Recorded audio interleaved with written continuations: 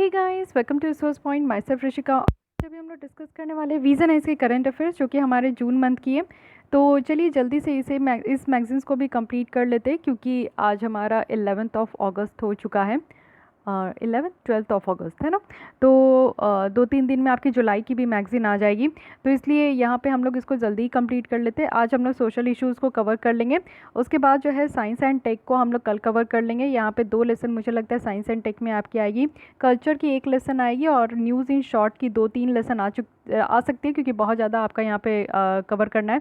साथ ही government schemes की यहाँ पे 1 लेसन आपको मिलेगी। ओके, तो कुल मिलाकर आप लोग देख लीजिए कि 1 हफ्ते का और आपका चलने वाला है, यानी कि मुझे लगता है कि 4-5 दिन और आपका जो है ये लेसन आने वाला है। उसके बाद हमारी ये मैगज़ीन कम्प्लीटली कंप्लीट हो जाएगी। ठीक है, पूरी तरीके से कंप्लीट हो जाएगी। तो चलिए, अगर प्रीवियस लेसन आप लोग नहीं देखे हो तो ज़रूर देख लीजिएगा। और साथ ही साथ यहाँ पे आपकी जो सोशल इशूज़ है इसकी 2 लेसन ऑलरेडी आ चुकी है। आज जो हम लोग यहाँ पे टॉपिक डिस्कस करने वाले हैं वो है नेशनल इंस्टीट्यूशनल रैंकिंग फ्रेमवर्क के बारे में। ये एक आपका यहाँ पे बहुत अच्छा एक रैंकिंग फ्रेमवर्क आपको देखने को मिलेगा। इसके बारे में डिटेल देख लेंगे। फिर उसके बाद आपको यहाँ पे state food safety index for 2019-20 है और स्वच्छ भारत मिशन का ये फेज़ 2 चलने वाला है। तो इसके बारे में भी डिटेल देख लेंगे। और हाँ, एक रिपोर्ट तो यहाँ पे छूटी गया ना, ये ग्लोबल एजुकेशन मॉनिटरिंग रिपोर्ट 2020, ये भी हम लोग को देखना है। तो ये रिपोर्ट भी बहुत अच्छी है, इसको भी हम लोग देखते हैं। तो 4 टॉपिक हम लोग को डिस्कस करना है। तो चलिए स्टार्ट करते हैं हम लोग अपनी आज के लेसन। तो स्टार्ट करते हैं हम लोग अपने फर्स्ट आर्टिकल के साथ जो कि ग्लोबल एजुकेशन मॉनिटरिंग रिपोर्ट। तो इसमें हम लोग समझ चुके हैं कि इस रिपोर्ट में आपको ग्लोबल एजुकेशन के बारे में पता चलेगा कि कोविड-19 के बाद से जो है क्या स्थिति हो चुका है और कैसे कैसे जो है ग्लोबल में एजुकेशन का क्या स्टेटस है।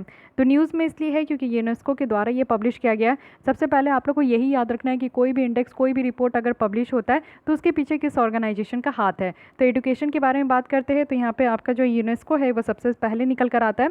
तो यूनेस्को के बारे में अगर हम लोग देखें तो यहाँ पे है United Nation Educational Scientific and Culture Organisation. ये यूनाइटेड नेशन का एक स्पेशलाइज्ड एजेंसी है जिसमें कि आपके ऑल ओवर द वर्ल्ड में एजुकेशन को एक सही लेवल पे लाने का यहाँ पे काम किया जाता है। साइंस और कल्चर को भी यहाँ पे सही लेवल पे लाने का काम किया जाता है। इसके अगर हेडक्वार्टर के बारे में बात करें तो ये पेरिस में है। आज के डेट में 193 मेंबर देखने को मिलेंगे। इंडिया भी इसका मेंबर है और साथ ही साथ 11 इसके एसोसिएट मेंबर है। और ये जो रिपोर्ट आपका अभी पब्लिश किया गया है इसका टाइटल है inclusion and education all means all. Inclusion का मतलब ही क्या होता है? इंक्लूजन का मतलब सबको, यानी कि एकदम से सबके पास इस तरीके का एजुकेशन का आपका जो है प्रोविज़न होना चाहिए। साथ ही साथ ऑल मीन्स ऑल, यानी कि सब का मतलब सब। ठीक है, यहाँ पे एस्टिमेट लगाया जा रहा है कि 258 मिलियन चिल्ड्रंस, एडोलेसेंस और यूथ जो है। साथ ही साथ अगर हम लोग कहें तो ग्लोबल टोटल का कितना हो गया, तो 17% हो गया जो कि आज की डेट में स्कूल नहीं जाते हैं। तो आप लोग समझ सकते हो एक लार्ज नंबर ऑफ़ जो हमारे बच्चे हैं वो आज की भी डेट में स्कूल पॉइंट ऑफ व्यू से बाहर है, यानी कि वो स्कूल पढ़ने के लिए जा ही नहीं रहे। यानी कि बहुत बड़ा नंबर हो जाता है 17%। आप समझ सकते हो ऑल ओवर द वर्ल्ड में। ग्लोबली अगर आप देखोगे तो यहाँ पे 1 in 12 प्राइमरी स्कूल चिल्ड्रन, यानी कि प्राइमरी स्कूल जो होते हैं बच्चों के आपका 1 to 5 लेकर, या फिर 6 लोअर सेकेंडरी स्कूल एज के बच्चे जो कि आपका 6 to 8 स्टैंडर्ड के होते हैं, और 3 जो upper school secondary school age youth के बच्चे यानी कि 9 to 12 के बच्चे होते हैं, वो आज भी बाहर है। यानी कि आप लोग देखो कि हर एक 12 में से एक बच्चे बाहर है आपका प्राइमरी में, हर एक 6 बच्चे में से एक बच्चे बाहर है आपका 6 to 8 स्टैंडर्ड में, हर एक बच्चे में से 3 बच्चे में से एक बच्चे बाहर है हमारे 9 to 12 स्टैंडर्ड में से। तो आप लोग समझ सकते हो कि यहाँ पे आंकड़ा किस तरीके का दिखाया जा रहा है। अगर हम लोग लो और मिडिल इनकम कंट्रीज़ की बात करें, जैसे इंडिया आपका काउंट हो जाता है मिडिल इनकम कंट्रीज़ में, तो यहाँ पे जो एडोलेसेंट है यानी कि जो हमारे 18 साल तक के जो बच्चे हैं, हाँ, रीचेस 20%, वो अभी 3 टाइम्स आपका मोर लाइकली देखने को मिलेगा कि वो लोअर सेकेंडरी स्कूल्स जो यहाँ पे आपका होता है उसको कंप्लीट किए हैं। अगर हम लोग कंपैरिजन में देखें पुअर फैमिली, यानी कि जो रिचेस्ट फैमिली है उससे अगर हम लोग कंपेयर करें, यानी कि पुअर फैमिली से कंपेयर करें, तो रिचेस्ट फैमिली में 20% बच्चे ज़्यादा यहाँ पे एजुकेशन ले पा रहे हैं, वो भी लो और मिडिल इनकम कंट्रीज़ में। वहीं अगर हम लोग देखें कि 10 लो एंड मिडिल इनकम कंट्रीज़ में बच्चे जो डिसेबल है वो यहाँ पे 90% कम है, जिसको यहाँ पे प्रोफिशिएंसी के साथ अचीव किया जा रहा है। मिनिमम प्रोफिशिएंसी वो भी रीडिंग के लिए, रीडिंग में विदाउट आपका डिसेबिलिटी जो है, यानी कि आप लोग देखो कि पर्सन विद जो यहाँ पे डिसेबिलिटी होते हैं, बच्चे जो दिव्यांग होते हैं, वहाँ पे 90% कम देखने को मिल रहा है कि वो अच्छे से पढ़ भी पा रहे किताब। तो आप लोग देख रहे हो कि कितना ज़्यादा हमारा यहाँ पे ऑल ओवर द वर्ल्ड में जो है स्थिति सही नहीं है। इंक्लूसिव एजुकेशन और इसकी इंपॉर्टेंस के बारे में बात करते हैं कि इंक्लूसिव एजुकेशन कहते किसको और इसका इतना महत्व क्यों है, जिसमें कि इस रिपोर्ट का टाइटल ही ये आपका इंक्लूजन एंड एजुकेशन रखा गया है। तो इंक्लूजन एक तरीके का प्रोसेस होता है, यानी कि एक सिस्टमेटिक रिफॉर्म है जिसमें कि आपका कुछ चेंजेस लाने की बात की जा रही है या फिर कंटेंट में मॉडिफिकेशन की बात की जा रही है।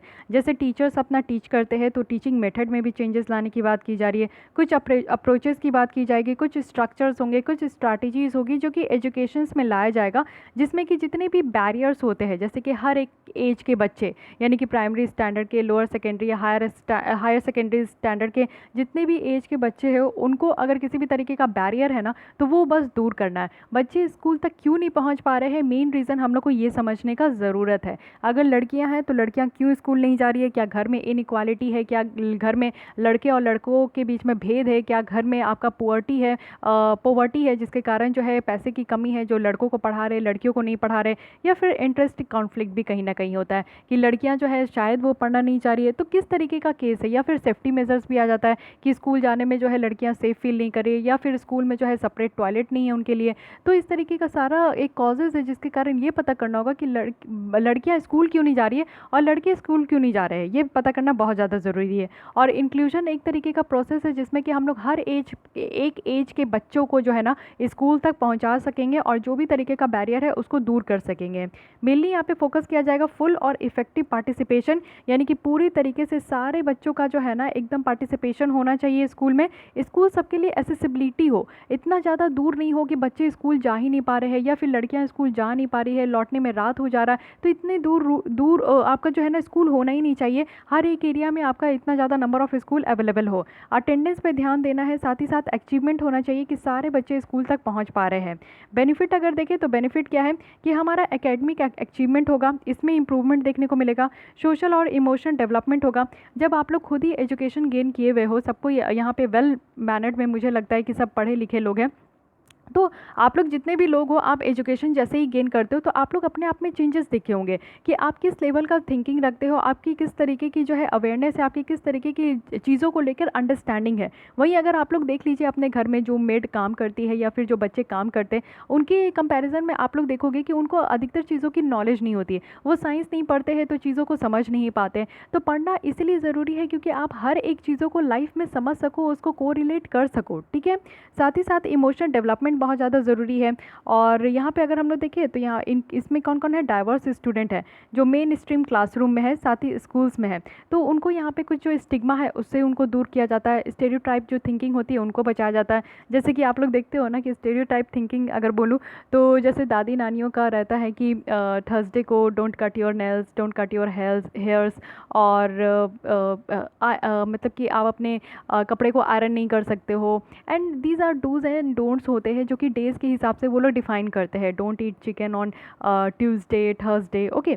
सो ये क्या है, ये स्टेरियोटाइप थिंकिंग है। अगर आपको लग रहा है कि पुराने ज़माने से ये बात कहा जा रहा है तो आप जब पढ़ लेते हो ना तो ये सारी चीज़ें आपको समझ में आ जाती है कि ये सारी चीज़ें जो है ना उनकी बनावटी की चीज़ है। और साथ ही साथ अगर आप लोग ये देखो कि कभी भी आप लोग जो है हिकअप्स लेते हो, हिचकी आती है, तो मेरे दादी नानी लोग कहेंगे कि कोई याद कर रहा है, ठीक है। तो याद नहीं कर रहा है, पानी सही ढंग से नहीं पी रहे हैं, खाने सही ढंग से नहीं खाए, दैट्स वाई ये वाली हो रही है, ठीक है।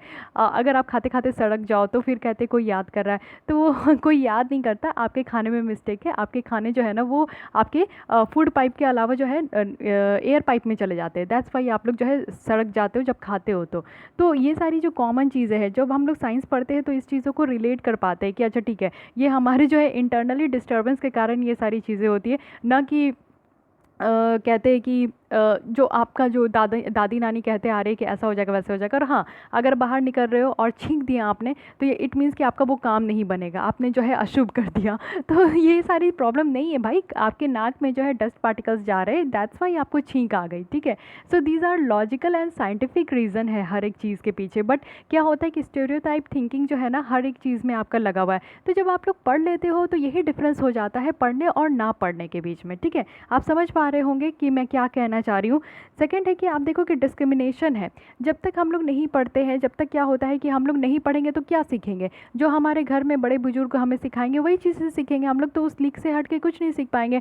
और बड़े बुजुर्ग क्या सिखाते हैं कि अगर आप देखोगे कास्टिज़म हमारे सोसाइटी में बहुत ज़्यादा है, साथ ही साथ रिलीजन भी बहुत ज़्यादा है, हिंदू मुस्लिम सिख ईसाई ये सारी चीज़ों का भेदभाव बहुत ज़्यादा होता है। तो यही सारी चीज़ों में हम लोग उलझ के रह जाएंगे। लेकिन आज की डेट में हम लोग यूपीएससी की तैयारी कर रहे हैं, इसकी प्रिपरेशन में आप लोग जुटे हुए हो, आप लोग फंडामेंटल राइट्स पढ़ चुके हो, आप लोग को पता है कि अनटचेबिलिटी है आर्टिकल 17 में, इक्वालिटी बिफोर लॉ है आर्टिकल 14 में, तो ये सब आप पढ़ते हो ना, तो आपके जहन में भी अंदर आता है कि नहीं ये सही बात है कि हमें जो पुराने तख्ते के लोग हैं, सॉरी पुराने बोल रही हूँ मैं, जो पिछड़े तख्ते के लोग हैं, scheduled caste, scheduled tribes, women हो गए, ट्राइबल पीपल हो गए और ट्रांसजेंडर पीपल हो गए, अब ये ज़रूरत है कि उन लोग को सच में आगे लेकर आना है। Reservation is not the only solution कि हम लोग यहाँ पे जो scheduled caste, scheduled tribes, peoples with disability, कि उनको बस भर भर के रिजर्वेशन देते और कुछ काम नहीं करे। रिजर्वेशन एक पार्ट है उनको सपोर्ट करने का, लेकिन और भी चीज़ें हैं जो कि हम लोग को करना चाहिए, ठीक है। तो ये सारी चीज़ें कैसे समझ में आती है, जब आप लोग इस सारी चीज़ों के बारे में पढ़ते हो, एक्चुअली समझते हो कि ग्राउंड लेवल में क्या प्रॉब्लम है, किस तरीके से उनके साथ ट्रीटमेंट हो रही है, और हमारे सोसाइटी को अगर डेवलप करना है, हमारे कंट्री को डेवलप करना है, तो उसके लिए क्या ज़रूरत है कि नहीं। तो ये सारी चीज़ें हम लोग समझ पाते हैं। साथ ही यहाँ पे एफिशिएंसी आपको देखने को मिलेगा, और उसके बाद जो है हमारी इंक्लूसिव सोसाइटी प्रमोट हो पाएगा। उसके बाद यहाँ पे सिस्टमेटिक फ्रेमवर्क प्रोवाइड किया जाएगा, जिससे कि जो बैरियर है वल्नरेबल पॉपुलेशन का, जैसे कि आज की भी डेट में आप लोग देखते हो कि ट्राइबल पीपल्स बहुत ज़्यादा अलग थलग रहते हैं, वो लोग आइसोलेट रहना वो लोग पसंद करते हैं, और इसमें भी पीवीटीजी आते हैं, पर्टिकुलरली वल्नरेबल ट्राइबल ग्रुप्स होते हैं जो कि बिल्कुल ही कटे हुए रहते हैं सोसाइटी से, उनको एजुकेशन नहीं मिल पाता, उनको फूड फैसिलिटी नहीं मिल पाती, उनका हाउसिंग नहीं मिल पाता, उनको मार्केट एक्सेस नहीं मिल पाती, तो बहुत सारी उनको प्रॉब्लम है। तो इन सारे लोगों को जो है ना आइडेंटिफाई करना है, और उनके लिए जो मेन बैरियर का काम किया जा रहा है उसको हटाना है, ताकि कि सारे एक लोगों को, एक बच्चे को, हर एक एज के बच्चे को, यानी कि अभी जो नया नेशनल आपका एजुकेशन पॉलिसी आया है 2020, तो उसमें कहा गया है कि 3 से लेकर 18 ईयर्स तक के बच्चों पे यहाँ पे फोकस किया जाएगा, ठीक है।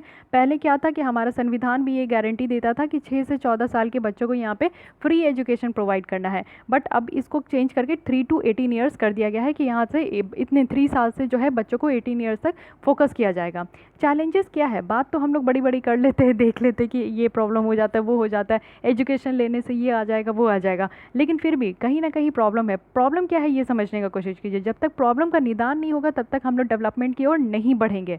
तो प्रॉब्लम क्या है, नेशनल लॉज को यहाँ पे जो है ना आप देखोगे कि कमिटमेंट यहाँ पे रिफ्लेक्ट नहीं होता है। जितने भी हमारे यहाँ कानून है, आपको तो पता है हर एक तख्ते में कानून है, चाहे वो चाइल्ड लेबर हो, चाहे वो वुमेन के लिए हो, मैटरनिटी रिलीफ हो, सब चीज़ के लिए कानून है, लेकिन आपको क्या लगता है कि कानून कभी भी सक्सेस हो पाया है? आपको दिखता है कि कानून जो है उस तरीके से आप कहीं भी इम्प्लीमेंट, अभी आपने देखा कि माइग्रेंट लेबर वाली सिचुएशन थी, तो मध्य प्रदेश हो गया और साथ ही साथ कुछ एक दो और स्टेट, आंध्र प्रदेश था, जिन्होंने क्या किया कि लेबर जो लॉज है उसी को ख़त्म कर दिया, यानी कि जो भी कानून, जो भी उनको फैसिलिटी प्रोवाइड करना चाहिए जितने भी लेबर को, वो नहीं प्रोवाइड कर रहे। तो मेन प्रॉब्लम क्या होता है ना कि इम्प्लीमेंटेशन नहीं हो पाता है हमारे ग्राउंड लेवल पे।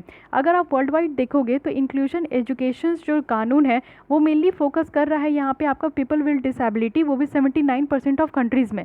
बाकी की कंट्रीज़ कहाँ चले गए जिसमें कि यहाँ पे दिव्यांग बच्चों पे फोकस ही नहीं किया जा रहा है। लिंग्विस्टिक माइनॉरिटी का आप देखोगे 16% है, जेंडर इक्वालिटी का 50% है, इथनिक और इंडिजिनस ग्रुप का यहाँ पे 49% है।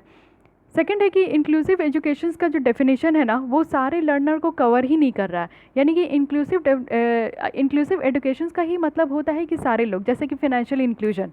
So what does this mean financial inclusion, कि यहाँ पे जो जन धन योजना लाया गया था प्रधानमंत्री के द्वारा, उनका एक ही कहना था कि हर एक लोगों को बैंक अकाउंट से कनेक्ट करना है, ठीक है, हर एक लोगों के पास खाता होना चाहिए। तो यहाँ पे उसका भी मतलब रहता है कि हर एक लोग, वहाँ पे डिफाइंड नहीं था कि 5 साल के बच्चे नहीं होंगे, 18 साल के बच्चे होंगे, 28 साल के बच्चे होंगे, ऐसा नहीं डिफाइंड था, ठीक है। सारे लोगों को बैंक अकाउंट आपका जो है उससे लिंक करना है। इंक्लूसिव एजुकेशन का भी मतलब यही है कि सारे लोगों को यहाँ पे जो है एजुकेशन प्रोवाइड करना है। और साथ ही साथ आप देखोगे कि सिर्फ इस डेफिनेशन में मार्जिनलाइज्ड जो ग्रुप है ना उनको कवर किया गया है, वो भी सिर्फ 57%, सारे लोगों को यहाँ पे कवर नहीं किया गया है। This is again a very challenging issue. Next है यहाँ पे लैक ऑफ डिज़ायर, यानी कि एजुकेशन को मोर इंक्लूजन बनाने का जो डिज़ायर है वो यहाँ पे आपको नहीं देखने को मिलेगा। तो यही बात है कि 3 teacher in 43 mostly upper middle and high income countries में, आपको जो 2018 में उसमें रिपोर्ट किया गया था कि वो बस अपने टीचिंग को जो स्टूडेंट को देना है, यानी कि वो जिस तरीके से अपने पढ़ा रहे हैं ना उसको वो एडजस्ट नहीं कर पा रहे हैं। कल्चर डाइवर्सिटी देखने को मिलता है, teachers, teaching material, learning environment, ये सारी चीज़ें जो है ना आपका कहीं ना कहीं इग्नोर किया जा रहा है। तो ये भी प्रॉब्लम है कि जब तक आप चाहोगे नहीं तब तक आप जो है एजुकेशन को बहुत अच्छे लेवल पे नहीं ला पाओगे। नेक्स्ट है कि प्रिवलेंट सेग्रेगेशन देखने को मिलता है, सेग्रीगेशन देखने को मिलता है स्टूडेंट का। अगर हम लोग स्टूडेंट के केस में देखें जो कि पर्सन विद डिसेबिलिटी है, यानी कि जो दिव्यांग बच्चे हैं, 25% ऑफ कंट्रीज़ में जो है कानून है जिसमें कि एजुकेशन जो है ना उनको एक अलग से बताया गया है, उनके लिए एजुकेशन अलग रहेगा। 10% ही इंटीग्रेशन है, एक साथ पढ़ेंगे, 17% जो है इंक्लूजन है, और रिमाइंडर जो है ना वो यहाँ पे आपका जो है कॉम्बिनेशन देखने को मिल रहा है कि सेग्रीगेशन भी करना है, मेन स्ट्रीम में भी लाना है। तो ये अगेन प्रॉब्लम है। टारगेटिंग फाइनेंस की यहाँ पे ज़रूरत है।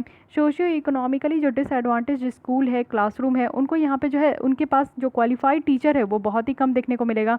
अब कोविड-19 के बाद में यहाँ पे इम्पैक्ट क्या है कि स्कूल क्लोज़र है। स्कूल क्लोजर जो है placed unprecedented challenges on government, teachers, student and parents aiming to ensure learning continuity. यानी कि आप लोग देख सकते हो कि कोविड-19 यानी कि होली के बाद से ही स्कूल अभी तक ओपन नहीं हुआ है। तो होली के बाद से ओपन नहीं हुआ है, इट मीन्स कि मार्च, अप्रैल, मई, जून, जुलाई, अगस्त, तो मार्च के एंड में ही था। तो आप लोग लगभग जो है 5 मंथ्स लेके चल सकते हो। 5 मंथ से जो है बच्चों की स्कूल नहीं खुली, और आप लोग को पता है कि घर में बच्चे कितना ही पढ़ते हैं तो स्कूल खुलना बहुत ज़्यादा ज़रूरी है जिससे कि उनकी कंटिन्यूटी बनी रहती है कि नहीं। वैसे ही मैं कहती हूँ जैसे मेरी लेक्चर डेली आती है तो आप लोग की भी कंटिन्यूटी बनी रहती है, उसी तरीके से अगर बच्चों को एजुकेशन दिया जाए और बच्चों की स्कूल खुले रहती है तो उनकी भी कंटिन्यूटी रहती है।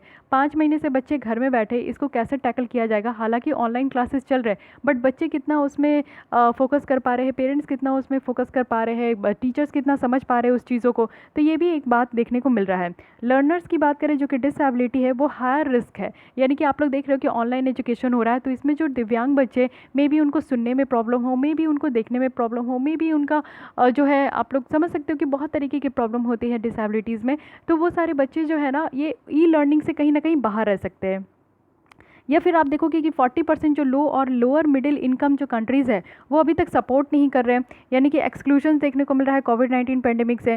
सोशल आइसोलेशन बहुत ज़्यादा बढ़ते जा रहा है क्योंकि सोशल डिस्टेंसिंग मेंटेन करना है, तो लोग जो है अब गले नहीं मिल रहे हैं, नमस्ते कर रहे हैं, और इससे क्या हो रहा है कि जो मार्जिनलाइज्ड स्टूडेंट है वो आज के भी डेट में बहुत ज़्यादा जो है पीछे ही रह गए। क्योंकि कुछ जो बच्चे अच्छे घर से बिलोंग करते हैं या फिर उनके पास अच्छी व्यवस्था होती है तो वो अगर अच्छी जगह पर भी रह रहे हैं तो ये भी मैटर करता है कि उनके पास इंटरनेट कनेक्टिविटी होगा, साथ ही उनके पास मोबाइल होगा तो वो एक्सेस कर रहे हैं ऑनलाइन लर्निंग।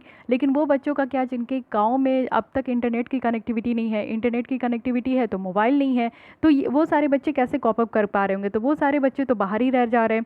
साथ ही कैंसिलेशन है, एग्ज़ाम का जो कैंसिलेशन है आप देख रहे हो कि बहुत कंट्रीज़ में, इंडिया ही में नहीं बहुत सारे कंट्रीज़ में एग्ज़ाम कैंसिल हो रहा है। इवन जो 10th एंड 12th की जो कुछ पेपर बची रह गई थी उसका क्या हुआ कि उसी को उसके वो एग्ज़ाम भी रिकंडक्ट नहीं कराया गया, और उसमें क्या हो गया कि वो वापस से जो भी इंटरनल वगैरह का मार्क्स था उसी से बच्चों को एसेस करके जो है उसका मार्क्स दे दिया गया है कि नहीं। तो ये सारी चीज़ें देखने को मिला।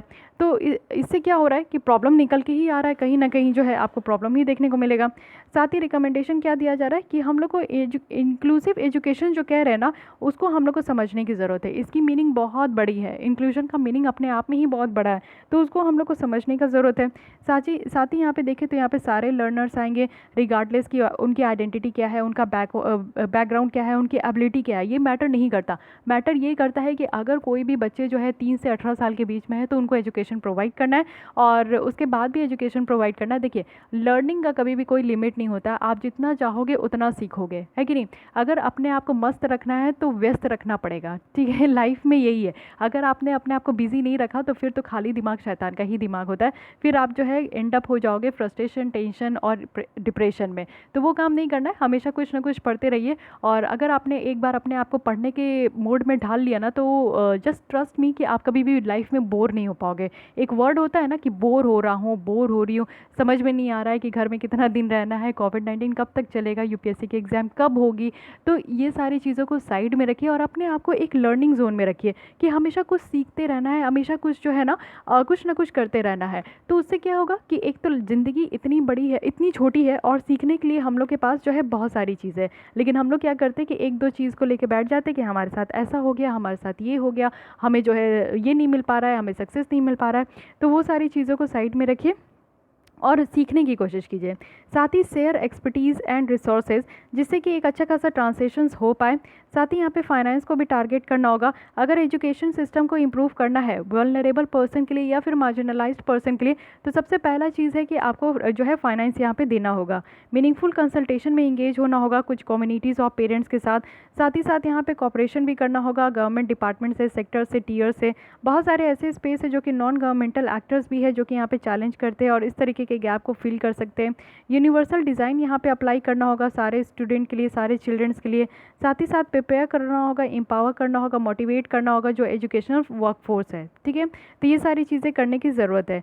अब यहाँ पे हम लोग देख लेते हैं कि इंडिया का क्या एफर्ट्स है इंक्लूसिव एजुकेशन में, क्योंकि इंडिया की तरफ से भी बहुत सारे कानून है, अभी आप लोग देख लीजिएगा। सबसे पहला है कि right of person with disability act 2016, जिसमें कि ये मैंडेट किया गया है कि ट्रांसपोर्ट सिस्टम को एसेसिबल बनाए, यानी कि बच्चे जो स्कूल तक जाते हैं, जो दिव्यांग बच्चे, उनके लिए ऐसे ट्रांसपोर्टेशन सिस्टम होना चाहिए कि वो आराम से चढ़ सकते हैं बसों में। जैसे बसों में चढ़ने का जो सिस्टम होता है, स्टेयर होते हैं, तो मे भी बच्चों की जो पैर में प्रॉब्लम होती है वो नहीं चढ़ पाते, तो उनके लिए एक अलग तरीके का सिस्टम होना चाहिए। बैठने के लिए अलग तरीके का होना चाहिए, लेटने के लिए अलग तरीके का होना चाहिए। तो यूनिवर्सल डिज़ाइन करने की ज़रूरत है पब्लिक बिल्डिंग में और एजुकेशनल फैसिलिटी में। सेकेंड है कि राइट टू एजुकेशन एक्ट 2019 का, इसमें आपका कहा गया कि प्राइमरी स्कूल्स को और ज़्यादा लोकेट होना चाहिए, यानी कि 1 किलोमीटर से ज़्यादा दूर स्कूल नहीं होना चाहिए। अगर आपकी कहीं पे भी घर है और अगर आपके पास जो है प्राइमरी स्कूल्स अगर आप लोगों को चाहिए बच्चों को भेजना है, तो वो 1 किलोमीटर से ज़्यादा दूर तक मत भेजिए। 2014 का जो सुप्रीम कोर्ट का रूलिंग है उसमें यही आपका रिकॉग्नाइज़ किया गया कि जो ट्रांसजेंडर पर्सन होते हैं ना, उनको भी स्टेटस देना है। और यूनिवर्सिटी ग्रांट कमीशन जो है उनके द्वारा कहा गया था कि यूनिवर्सिटीज़ को यहाँ पे सारे कैटेगरी इंक्लूड करना है सारे एप्लीकेशन फॉर्म में। उसके बाद नेशनल एजुकेशन पॉलिसी अभी 2020 का बनाया गया है। ये आपका अगर पुराना भी हो तो कोई बात नहीं, 2020 में बनाया गया है, 2020 का बनाया गया है, जिसमें कि आप लोग देख रहे हो कि बच्चों को डाइवर्सिफाई करने की कोशिश की जा रही है, बच्चों को करिकुलम एक्टिविटीज़ में इंडल्ज होने के लिए कहा जा रहा है। अब बच्चे जो है ना रेस्ट्रिक्ट होकर नहीं पढ़ाई करेंगे कि मैथ्स ले लिए तो सिर्फ मैथ ही पढ़ेंगे। 11th के 10th के बाद जैसे आप लोग मैथ्स चूज़ करते हो या फिर साइंस चूज़ करते हो या फिर आप लोग आर्ट्स, कॉमर्स, ये सारे सब्जेक्ट चूज़ करते हो, तब उसी में आप बंद के नहीं रह सकते हो। अगर आपने मैथ्स चूज़ किया, अगर आपको कॉमर्स पढ़ना है, अकाउंट पढ़ना है, तो भी आप लोग पढ़ सकते हो, उसको ऑप्ट कर सकते हो। तो इस तरीके का थोड़ा फ्लेक्सिबिलिटी लाया गया है इस बार न्यू एजुकेशन सिस्टम में, और तो ये चीज़ें होनी चाहिए। साथ ही आप देखोगे कि इंडिया में जो टीचर्स का जो शेयर है शेड्यूल कास्ट से, वो यहाँ पे 16% है पूरे कंट्री के पॉपुलेशन का, और जो कि हमारे यहाँ पे थोड़ा इंक्रीज़ हुआ है। 2005 में तो 9% था, 2013 में 13% था, बट नाउ 2020 में ये 16% हो चुका है। कुछ स्टेट गवर्नमेंट के द्वारा बहुत अच्छा खासा स्टेप्स लिया गया है जिससे कि वो अपने स्टेट में जो एजुकेशन की क्वालिटी और जो क्वांटिटी है उसको बढ़ाया गया है। ठीक है, क्वालिटी कहने का मतलब है कि टीचर्स एक क्वालिफाइड टीचर्स हो, इंफ्रास्ट्रक्चर अच्छा हो, स्कूल की अवेलेबिलिटी हो, सारे बच्चों पे ध्यान दिया जाए। ठीक है, तमिलनाडु के द्वारा आप देख सकते हो कि स्टेट रिसोर्स सेंटर्स को यहाँ पे सेटअप किया गया है जिसमें कि इंक्लूसिव एजुकेशन हो सके। आंध्र प्रदेश और महाराष्ट्र स्टेट के बारे में देखें तो उन्होंने ट्रांसपोर्ट को अरेंज किया है कि जो बच्चे और जो पेरेंट्स हैं उनके लिए बेटर तरीके से वो ट्रांसपोर्टेशन दे सके, अपने पेरेंट्स को भी वो ट्रांसपोर्टेशन दे सके। बिहार स्टेट के द्वारा यहाँ पे रिप्रेजेंटेशन जो parents of learners with disability है उनको यहाँ पे रिप्रेजेंट किया गया है, वो भी स्कूल मैनेजमेंट कमेटी में। तो ये भी आप लोग देख सकते हो। तो ये पूरी बात रही इस रिपोर्ट के बारे में, तो काफ़ी कुछ आप लोग को भी पता चला, काफ़ी कुछ यहाँ पे जो है आप लोग सीखे भी होंगे, है ना। इन्फॉर्मेटिव और इंटरेस्टिंग हमारी ये आर्टिकल थी ही। चलिए आइए नेक्स्ट देख लेते हैं, नेशनल इंस्टीट्यूशनल रैंकिंग फ्रेमवर्क। तो ये है क्या, इसके बारे में देखते हैं।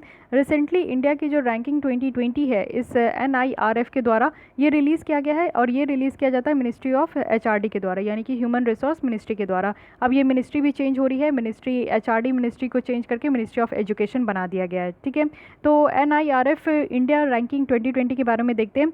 ये आपका लॉन्च किया गया था 2015 में।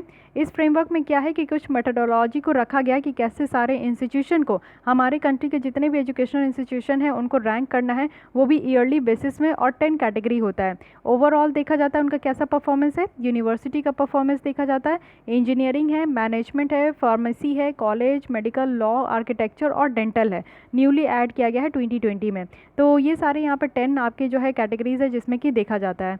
अब यहाँ पे आप लोग देख सकते हो कि इस रैंकिंग का ऑब्जेक्टिव क्या है।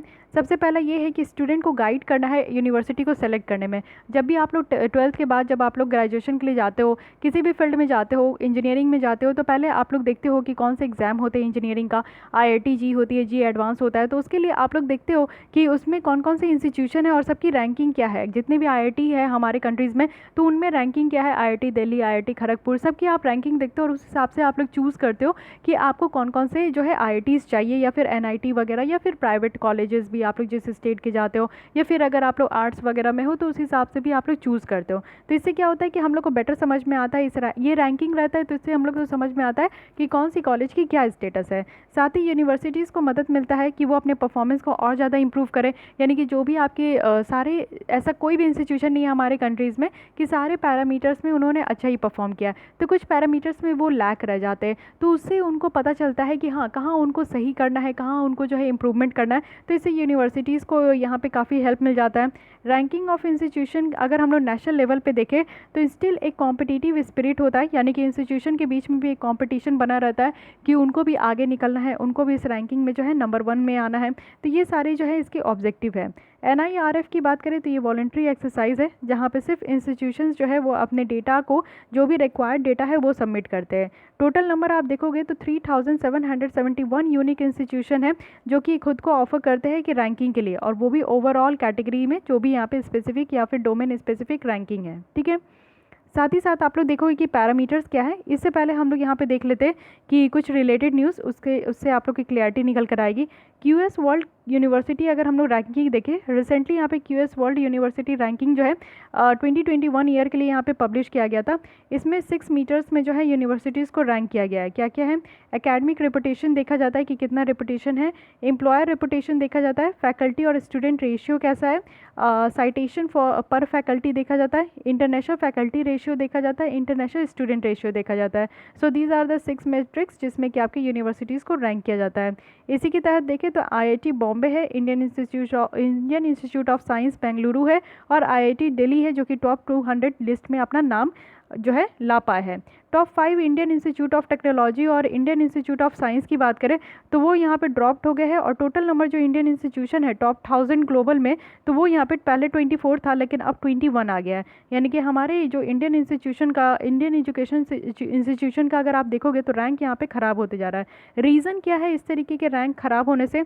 तो लो रेशियो है इंटरनेशनल फैकल्टी का, यानी कि हमारे इंडिया में आप लोग को पता है कि इंटरनेशनल फैकल्टी की बहुत ज़्यादा कमी है, इंटरनेशनल स्टूडेंट्स की बहुत ज़्यादा कमी है। इवन आप लोगों को देखने को मिलेगा कि हमारे जो टीचर है वो बाहर जाके पढ़ाना पसंद करते हैं।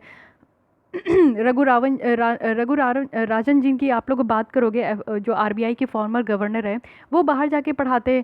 और अरविंद सुब्रमण्यम की आप बात कर लो तो वो बाहर जाके पढ़ाते, अच्छे अच्छे यूनिवर्सिटीज़ में पढ़ाते, क्योंकि वहाँ पर टीचर्स लोग को बहुत अच्छा तजुर्बा दिया जाता है। हमारे यहाँ जो इंडियंस को टीचर्स का कोई वैल्यू नहीं होता है उस तरीके से, लेकिन टीचर्स का बहुत वैल्यू होना चाहिए, बट हमारे यहाँ उस तरीके का नहीं होता है, इसलिए उस तरीके का पेड भी नहीं किया जाता है उनको, उस तरीके की फैसिलिटी भी अवेलेबल नहीं की जाती है, उस तरीके का जो है समाज में रुतबा भी नहीं होता है। तो बाहर आप जाके देखोगे ना तो टीचर्स का बहुत ज़्यादा जो है मान सम्मान होता है। तो इसलिए हमारे जो स्टूडेंट होते हैं वो बाहर जाके पढ़ना बेटर करते हैं, और टीचर्स भी बाहर चल जाते हैं। पुअर हमारे यहाँ फैकल्टी स्टूडेंट रेशियो है। तो ये 2 रीज़न है जिसके वजह से हमारे जो इंस्टीट्यूशन है ना उनकी रैंकिंग कहीं ना कहीं ख़राब होते जा रही है। अब आइए और देख लेते हैं बातें क्या की जा रही है, क्या क्या पैरामीटर्स है। तो यहाँ पे रैंकिंग फ्रेमवर्क में अगर हम लोग देखें तो टीचिंग, लर्निंग और रिसोर्सेज, ये 3 यहाँ पे आपको जो है पहला पैरामीटर देखने को मिलेगा, जिसमें कि स्टूडेंट की स्ट्रेंथ को देखा जाता है, और साथ ही साथ फैकल्टी स्टूडेंट रेशियो, कहने का मतलब है कि फैकल्टी कितने हैं और स्टूडेंट कितना है। जैसे कि डॉक्टर पेशेंट रेशियो होता है ना, कि WHO के द्वारा कहा गया है कि एक डॉक्टर जो है 1000 पेशेंट के ऊपर रहेंगे, उसी तरीके से यहाँ पे आपका स्टूडेंट फैकल्टी रेशियो भी होता है। फिनेंशियल रिसोर्सेज कितना है और उसका यूटिलाइजेशन कितना हो रहा है। रिसर्च और प्रोफेशनल प्रैक्टिस की बात करें तो यहाँ पे क्वांटिटी और क्वालिटी ऑफ पब्लिकेशन पे काम किया जाता है। IPR है, इंटेलेक्चुअल प्रॉपर्टी राइट का बात किया जाता है, पेटेंट पब्लिश्ड का बात किया जाता है। तो ये सारी चीज़ें यहाँ पे। ग्रेजुएशन आउटकम्स की बात करें तो यूनिवर्सिटी एग्जामिनेशन और कितने बच्चे यहाँ पे PhD ग्रेजुएट हुए हैं उनका देखा जाता है। आउटरीच और इंक्लूसिविटी की बात करें तो यहाँ पे रीजनल डाइवर्सिटी देखी जाती है, जेंडर इक्वालिटी की बात की जाती है, फिजिकली चैलेंज स्टूडेंट कितने एक्सेसिबल है उनकी बात की जाती है। पीयर परसेप्शन देखें तो एकेडमिक पीयर्स में यहाँ पे देखा जाता है और एम्प्लॉयर्स में देखा जाता है। आप लोग यहाँ पे देख सकते हो कि टॉप इंस्टीट्यूशन कौन कौन से, तो 7 IITs है और IISc है, यहाँ पे जवाहरलाल नेहरू है, JNU है, BHU है, जो कि यहाँ पे टॉप 10 एजुकेशन इंस्टीट्यूशन में आए हैं। फर्स्ट में कौन है, IIT मद्रास है, सेकंड यहाँ पे IISc है, थर्ड IIT दिल्ली है, फोर्थ IIT बॉम्बे है, फिफ्थ IIT खड़गपुर है, सिक्स IIT कानपुर है, सेवन IIT गुवाहाटी है, 8 JNU है एंड 9 यहाँ पे IIT रुड़की है एंड 10th इज BHU। ठीक है, तो ये ध्यान रखना है। Coming to the next, state food safety index for 2019-20। तो यहाँ पे फूड सेफ्टी के बारे में बात करेंगे। ये जो आपका इंडेक्स है, सबसे पहले ध्यान रखिए कि ये जो आपका रिलीज़ किया जाता है ये आपका FSSAI के द्वारा रिलीज़ की जाती है। Food safety and standard authority of India है जिनके द्वारा सेकंड यहाँ पे स्टेट फूड सेफ्टी इंडेक्स को लॉन्च किया गया है। ठीक है, आइए इस ऑर्गेनाइजेशन के बारे में देख लेते हैं which is very important for your prelims point of view. तो यहाँ पे आप लोग देखोगे कि इसको जो इस्टेब्लिश किया गया है एक कानून के तहत जो कि है food safety and standard act 2006।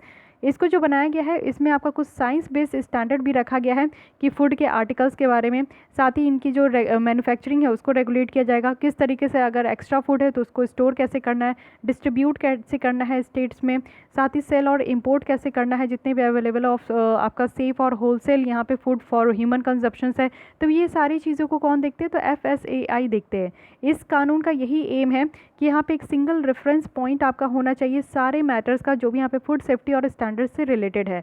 और साथ ही साथ यहाँ पे ministry of health and family welfare है जो कि एडमिनिस्ट्रेटिव मिनिस्ट्री है जिसको यहाँ पे आपका इम्प्लीमेंट किया जाता है FSSAI को।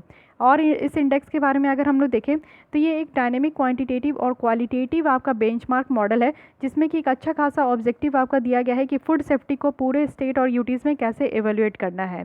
साथ ही इस इंडेक्स में आप देखोगे तो स्टेट और यूटीज़ की परफॉर्मेंस को भी देखा जाता है और 5 सिग्निफिकेंट पैरामीटर्स है। सबसे पहले यहाँ पे देखा जाता है human resources and institutional data जिसका 20% वेटेज है। साथ ही यहाँ पे आपका कंप्लाइंस होता है 30% वेटेज। फूड टेस्टिंग किया जाता है, इंफ्रास्ट्रक्चर और सर्विलांस कैसा है 20% वेटेज के साथ। ट्रेनिंग और कैपेसिटी बिल्डिंग होता है 10% वेटेज के साथ। तो यहाँ पे आप लोग देख लीजिए कि ये 4 है, 1 2 3 4 और यहाँ पे कंज्यूमर एम्पावरमेंट इसका भी 20% है। तो एक एक करके देख लेते हैं। Human resources and institutional data के बारे में बात करें तो यहाँ पे देखा जाता है कि कितना हमारा स्ट्रॉन्ग कल्चर है और कितना इकोसिस्टम कितना स्ट्रॉन्ग है, उसकी अवेबिलिटी को देखा जाता है। कंप्लाइंसेस के बारे में बात करें तो यहाँ पे ओवरऑल जो कवरेज है फूड बिजनेस का उसको यहाँ पे मेज़र किया जाता है। साथ ही फूड टेस्टिंग की बात करें तो यहाँ पे एडिक्वेट टेस्टिंग इंफ्रास्ट्रक्चर है जिसमें कि आपका स्टेट और यूटीज़ में देखा जाता है। ट्रेनिंग और कैपेसिटी बिल्डिंग की बात करें तो ट्रेनिंग और जो कैपेसिटी बिल्डिंग है रेगुलेटरी स्टाफ और लेबोरेटरी पर्सनल का उसको देखा जाता है। उसके बाद अगर हम लोग देखें तो यहाँ पे क्या है कि कंज्यूमर एम्पावरमेंट है, यानी कि यहाँ पे परफॉर्मेंस देखा जाता है स्टेट और यूटीज़ का, वो भी बहुत सारे कंज्यूमर एम्पावरिंग जो इनिशिएटिव चलाया जा रहा है उसमें। यहाँ पे आप लोग देखोगे कि सिमिलर एंटिटीज़ को कंपेयर भी किया जाता है। इंडेक्स को यहाँ पे 3 कैटेगरीज में आपका डिवाइड किया गया है। लार्ज स्टेट जैसे कि गुजरात है, उसके बाद तमिलनाडु और महाराष्ट्र है। स्मॉल स्टेट जैसे कि गोवा है, फिर मणिपुर और मेघालय है। यूनियन टेरिटरीज जैसे कि चंडीगढ़ है, उसके बाद दिल्ली और अंडमान आइलैंड है। तो इस तरीके से 3 भाग में आपका डिवाइड किया गया है और इसमें आपका कंपैरिजन भी अच्छे तरीके से होता है। मोस्ट इंपॉर्टेंट यहाँ पे आपको देखने को मिलेगा कि ये FSSAI का जो यहाँ पे आपका इनिशिएटिव है उसको एक जगह आपका दिया गया है कि कौन कौन सी इनिशिएटिव आज तक चलाया गया है। सबसे पहला है कि ईट राइट मूवमेंट, यानी कि यहाँ पे पब्लिक हेल्थ को इम्प्रूव करने का यहाँ पे फंडा है जिसमें कि आपको बताया जाएगा कि क्या ऐसा चीज़ खाना है जिससे कि आपके बॉडी को सही आपको सारे न्यूट्रिशंस मिल सके, यानी कि राइट आपका जो है ना लाइफस्टाइल होना चाहिए जिसके थ्रू जो भी आपकी डिजीजेस अकर होती है उससे वो फाइट कर सके।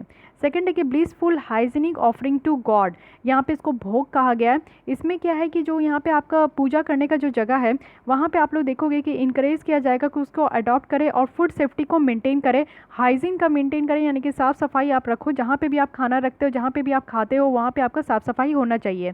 इससे जो है एक रिस्पॉन्सिबल सिटीजन्स जो है ये झलकता है। थर्ड है कि हाइजीन रेटिंग स्कीम है, ये online transparent scoring rating process है जिसका एम है कि कंज्यूमर को अलाउ करना है कि वो यहाँ पे इन्फॉर्म चॉइसेस रख सकते हैं अपने प्लेसेस के कि कहाँ वो खाते हैं और उनकी क्या चॉइसेस हैं। ठीक है, इससे आपका बिजनेस भी इंकरेज हो पाएगा जिससे कि हाइजीन स्टैंडर्ड को इम्प्रूव कर पाएंगे। हार्ट अटैक रिवाइंड है, यानी कि ये फर्स्ट मास मीडिया कैंपेन है इस तरीके का जो कि सपोर्ट करेगा FSSAI का ग्लोबल टारगेट कि कैसे यहाँ पे ट्रांस फैट जो इंडिया में देखने को मिल रहा है उसको एलिमिनेट करना है 2022 तक।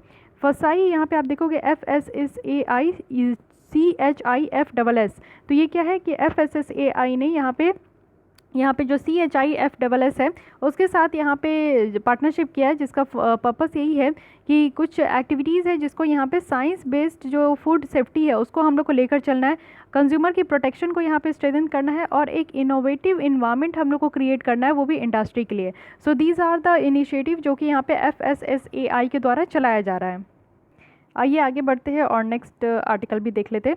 स्वच्छ भारत मिशन फ़ेज़ 2, तो ये न्यूज़ में क्यों है, क्योंकि ऑपरेशनल गाइडलाइंस जो है सेकंड फेज़ का वो यहाँ पे दिया गया है, स्वच्छ भारत मिशन ग्रामीण का फ़ेज़ 2, जो कि रिसेंटली आपका रिलीज़ किया गया है department of drinking water and sanitation के द्वारा, साथ ही साथ मिनिस्ट्री ऑफ जल शक्ति है। ठीक है, फ़ेज़ 2 के बारे में देखते हैं यहाँ पे क्या है। स्वच्छ भारत मिशन जो कि आपका 2014 में लॉन्च किया गया था, और यहाँ पे आप देखोगे कि ओपन डेफिकेशन फ्री बनाना है पूरे कंट्रीज़ को, इसका एक एम था।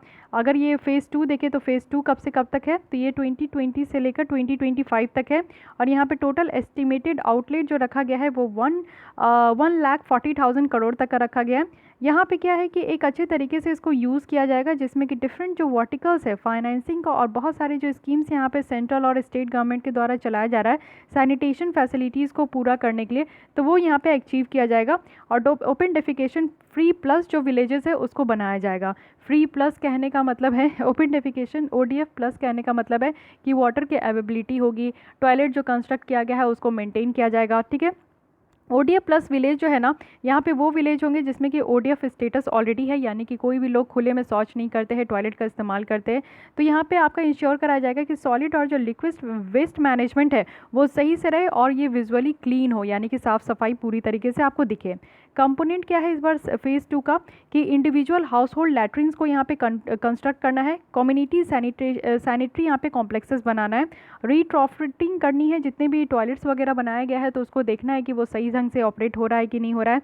सॉलिड वेस्ट मैनेजमेंट का भी काम करना है। बायोडिग्रेडेबल वेस्ट मैनेजमेंट है, इसमें आप देखोगे कि यहाँ पे कंपोस्टिंग है हाउस होल्ड में, कम्युनिटी लेवल में, और यहाँ पे गोबर धन जो है, यानी कि ये भी आपका एक स्कीम है, उसी को इस्तेमाल करना है। गोबर धन मतलब galvanising organic bio agro resources धन स्कीम है, जिसमें कि जो बायो वेस्ट है ना उसको बायोगैस में कन्वर्ट किया जाएगा, बायो स्लरी में कन्वर्ट किया जाएगा, जिससे कि इकोनॉमिक और जो रिसोर्स बेनिफिट है वो प्रोवाइड करना है फार्मर्स को और हाउस होल्ड को। प्लास्टिक वेस्ट मैनेजमेंट भी इंक्लूड किया गया है कि कैसे प्लास्टिक्स को यहाँ पे अच्छे तरीके से मैनेज करना है। लिक्विड वेस्ट मैनेजमेंट पे काम किया जाएगा। साथ ही यहाँ पे कुछ प्रिंसिपल गाइडलाइंस प्रिंसिपल है कि कैसे इस फ़ेज़ 2 को इम्प्लीमेंट करना है, तो कोई भी जो है वो यहाँ पे पीछे नहीं रहे, कोई भी यहाँ पे छूट नहीं सके, सबके घर में टॉयलेट होना चाहिए, सबको यहाँ पे जो है सॉलिड वेस्ट मैनेजमेंट पे ध्यान देना है। कम्युनिटी एसेट किया जाएगा, एसेट होगा, और साथ ही यूटिलाइजेशन होगा जो आज के डेट में इंफ्रास्ट्रक्चर वगैरह है, यानी कि टॉयलेट का कंस्ट्रक्शन कर दिया गया है। कन्वर्जेंस किया जाएगा इसको जल जीवन मिशन के साथ, जिसमें कि वाटर मैनेजमेंट किया जा रहा है। मनरेगा के साथ, जिसमें कि आपका फंड और फंक्शनरीज़ यहाँ पे दिया जाएगा। मिनिस्ट्री ऑफ स्किल डेवलपमेंट और एंटरप्रेन्योर है, जिसमें कि स्किल डेवलपमेंट का काम किया जाएगा। नेशनल रूरल लाइवलीहुड मिशन है, जिसमें कि आपका सेल्फ हेल्प ग्रुप इन्वॉल्व है, वो भी as vehicle for behaviour change communication, यानी कि सेल्फ हेल्प ग्रुप के तहत जो बिहेवियर चेंज कम्युनिकेशन चलाया जा रहा है वो यहाँ पे चलते रहेगा। न्यू नेशनल बायोगैस और ऑर्गेनिक मैन्योर आपका जो प्रोग्राम स्कीम है, और sustainable alternative towards affordable transportation है, सतत स्कीम है, वो यहाँ पे आपको जो है इम्प्लीमेंट किया जाएगा। यहाँ पे यूज़ करना है बिजनेस मॉडल का, साथ ही साथ सेल्फ सस्टेनेबल जो रिन्यू मॉडल है उसको क्रिएट करना है, और जो भी यहाँ पे आपका कंपोनेंट है प्लानिंग का उसको ऑपरेट करना है, मेंटेन करना है। टेक्नोलॉजीज़ को इंकरेज करना है, साथ ही साथ स्टेट को फ्लेक्सिबिलिटी देना है कि वो अपने हिसाब से जो है इसको इम्प्लीमेंट करे। विलेज को प्रायोरिटी देना है, जो भी यहाँ पे गंगा रिवर के अगल बगल है या फिर अदर वाटर बॉडीज़ के, तो उसको यहाँ पे प्रायोरिटी देना है। गाइडलाइंस क्या है एक बार देख लीजिए। प्लानिंग क्या रखा गया है कि यहाँ पे स्टेट गवर्नमेंट और यूनियन टेरिटरीज़ को यहाँ पे प्रोजेक्ट इंप्लीमेंटेशन प्लान लेकर चलना है, और यहाँ पे आपका जो पूरा टाइम पीरियड है वो 2020 से लेकर 25 तक है। एनुअल इंप्लीमेंटेशन प्लान है, यानी कि हर एक साल में आपका जो है एक प्लान होना चाहिए कि कितना आप लोग ने यहाँ पे जो है अपने टारगेट को अचीव किया है। हर एक डिस्ट्रिक्ट की बात करें तो उसको डिस्ट्रिक्ट स्वच्छता प्लान बनाना है, जिसमें कि विलेज एक्शन प्लान को कंसोलिडेट करके चलना है ग्राम पंचायत सबके साथ। फंडिंग की बात करें तो यहाँ पे सेंट्रली स्पॉन्सर्ड स्कीम है, यानी कि स्वच्छ भारत मिशन में आपका जो फंडिंग है वो सेंट्रल गवर्नमेंट के साथ साथ स्टेट गवर्नमेंट भी यहाँ पे प्रोवाइड करेंगे। 90 और 10 का रेशियो है, यानी कि 90% जो है यहाँ पे सेंट्रल गवर्नमेंट देंगे, 10% यहाँ पे स्टेट गवर्नमेंट देंगे। नॉर्थ ईस्ट रीजन के लिए, हिमालय रीजन के लिए, उत्तराखंड और यहाँ पे Jammu and Kashmir union territories के लिए 100% यहाँ पे सेंटर के द्वारा फंड दिया जाता है, जितने भी यूनियन टेरिटरीज़ होते हैं।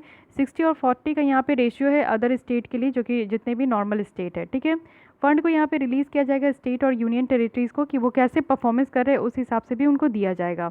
इंस्टीट्यूशनल एग्रीमेंट की बात, अरेंजमेंट की बात करें तो यहाँ पे आपका नेशनल स्कीम सैंक्शनिंग कमेटी है, जिसके द्वारा यहाँ पे जो प्लान है उसको यहाँ पे आपका अप्रूव किया जाएगा, रिवाइज किया जाएगा। साथ ही साथ यहाँ पे अपेक्स कमेटी भी है स्टेट लेवल पे, जहाँ पे स्टेट की जो स्वच्छ भारत मिशन ग्रामीण है उनको एडवाइस भी किया जाएगा। इम्प्लीमेंटिंग बॉडीज़ कौन कौन है, तो स्टेट में, डिस्ट्रिक्ट में, ब्लॉक में, विलेज लेवल पे ये सब जगह आपके होंगे।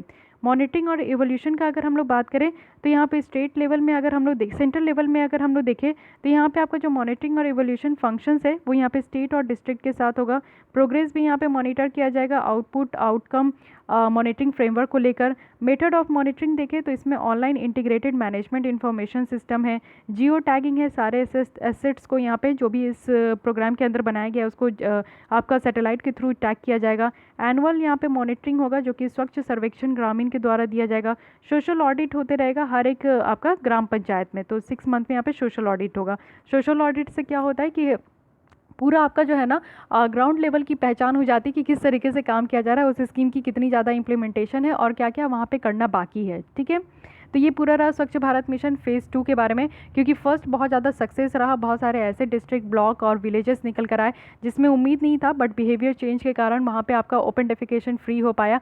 लोग जो है ओपन में डेफिकेट करने से अब वहाँ पे छुटकारा मिला, वो टॉयलेट का इस्तेमाल कर रहे हैं, तो इससे काफ़ी ज़्यादा इंश्योर हो पाया। ठीक है, तो रेस्ट ऑफ द जो यहाँ पे आपका टारगेट बचा था वो मे भी यहाँ पे सेकंड फेज़ में कंप्लीट हो जाए। तो चलिए, बहुत अच्छी बात है यहाँ पे। अब देखेंगे नेक्स्ट हम लोग साइंस एंड टेक के बारे में।